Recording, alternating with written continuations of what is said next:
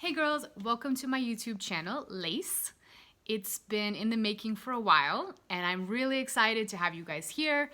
Also to share with you some amazing vocabulary. We're gonna talk about phrasal verbs, grammar, and especially pronunciation. And today I wanted to talk about the difference between give up and give in.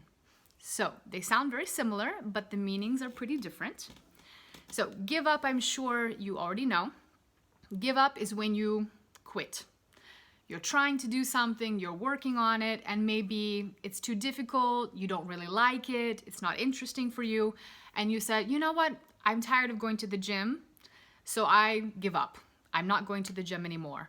Or I'm trying to learn photography, and I don't really like it, the camera's so heavy, so I gave up photography.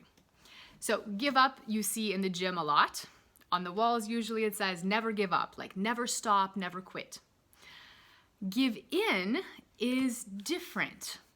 So give in is almost the opposite, and that is when you don't want to do anything, but someone is pushing you and pushing you and pushing you to do it, and finally you do it. So let's say your friends want you to come out to dinner with them. And they say, come on, it's gonna be a beautiful dinner, we're gonna go dancing. And you say, no, I just wanna stay at home, I just wanna relax. And they keep pushing you, come on, you have to come, it's gonna be so great. They keep asking and pushing and pressuring you. And finally you say, okay, I'll go to dinner, I'll come dancing with you guys.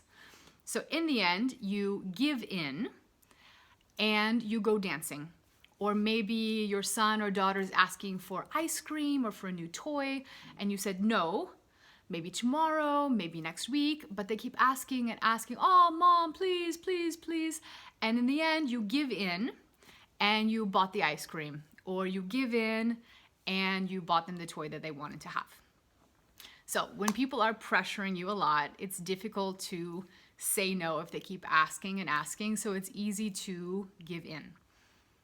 As you can tell, give in and give up sound very similar, but the meaning is really different. And this is one of the reasons why phrasal verbs, this verb plus the preposition, are so tricky. And as native speakers, we, for some reason, love to use phrasal verbs. It makes us feel comfortable, it makes us feel casual, it comes really naturally to us, but for you all who are learning English as a second language, phrasal verbs are really tricky, and this is something I'm excited about helping you guys with. So, hope you enjoyed this.